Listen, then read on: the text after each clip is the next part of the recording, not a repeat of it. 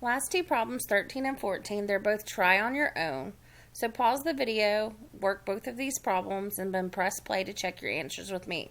Keep in mind that there are several ways to solve these problems, so you may have chosen a different method than I to solve them, but that's okay as long as we get the same answer at the end.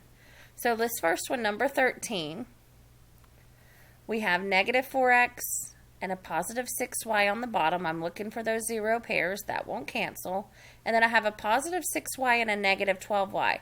Those won't cancel, but these are factors of each other. So I know that if I multiply this top one by 2, that's just a parenthesis. My pen's acting up again. My stylist. If I multiply this top one by 2, this will become a positive 12y to cancel out with this negative 12y. All right, so that's what I'm going to do. So I'm going to start by doing 2 times negative 4x, which will be a negative 8x. I'm going to line it right underneath my previous one. And then 2 times positive 6y becomes a positive 12y.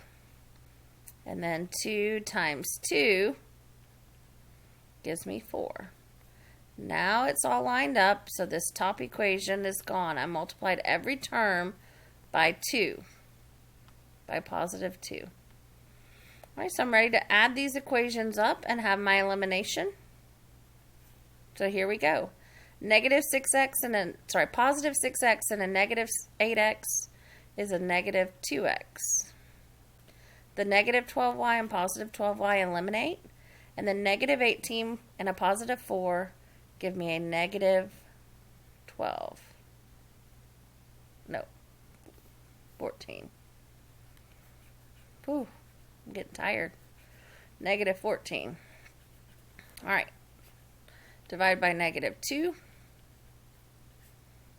And I get x equals negative 14 divided by negative 2 is a positive 7. So my ordered pair here, I know the x is 7. I want to plug that back into either of these equations and find that y. So I'm just going to do, I'm going to do this original top one. So I'll have negative 4 times 7 plus 6y equals 2. All right. Negative 4 times 7 is a negative 28. Plus 6y equals 2. So I'm going to add 28 to both sides. That gives me 6y equals 30. Divide by 6. And y equals 30 divided by 6 is 5. So my solution to this system is 7, 5. Let's do one more together. 14. Pause the video, try it on your own, and when you're done, press play. Let's go over the answer. We first start by checking for those zero pairs, looking for anything that'll cancel automatically.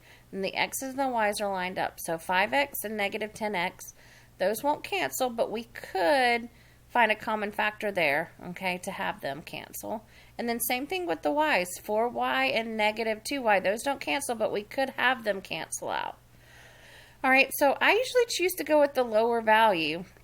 So I'm going to multiply, let's see, this top one by 2. If we double everything on the top. You could have chosen to multiply everything on the bottom one by 2. It would also work out. So if you chose that method, that also is fine. You can do either way. So we're going to do 2 times 5x. That gives me a positive 10x. And 2 times positive 4y gives me a positive 8y. And then 2 times 13 gives me a positive 26. So now my top equation is done. I just doubled everything. 5x became 10x, 4y became 8y, 13 became 26. So now I'm ready to add these up and eliminate. So here we go. Negative 10x and positive 10x, those are the elimination. They cancel out. Negative 2y plus 8y gives me 6y. It's a positive. And 10 plus 26 is 36. Next step, divide by 6. And y equals 36 divided by 6 is 6. So now in this solution for this one, we know the y value is 6.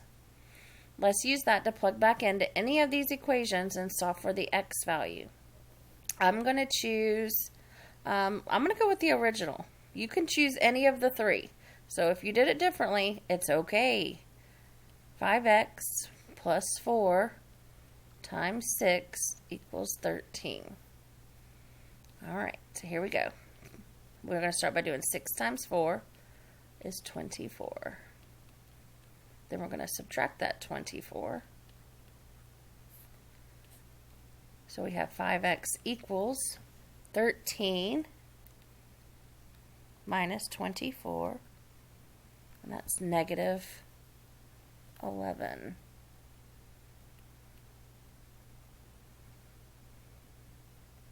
Divide by 5, and x equals,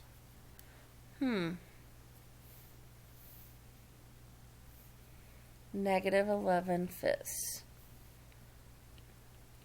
Let me make sure I didn't make an error here.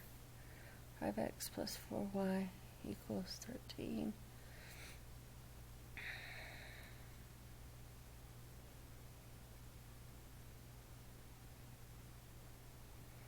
Yeah.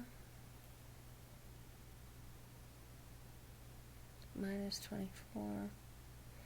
All right, looks good. I would have to use my calculator to plug that one in and make sure that it works right. All right, well, you have all your notes now, so you should be ready to practice some of this on your own. You have a practice page to do and to turn in, and then you have a Delta Math practice on it. If you have any questions, as always, you can message me and join my help session this week.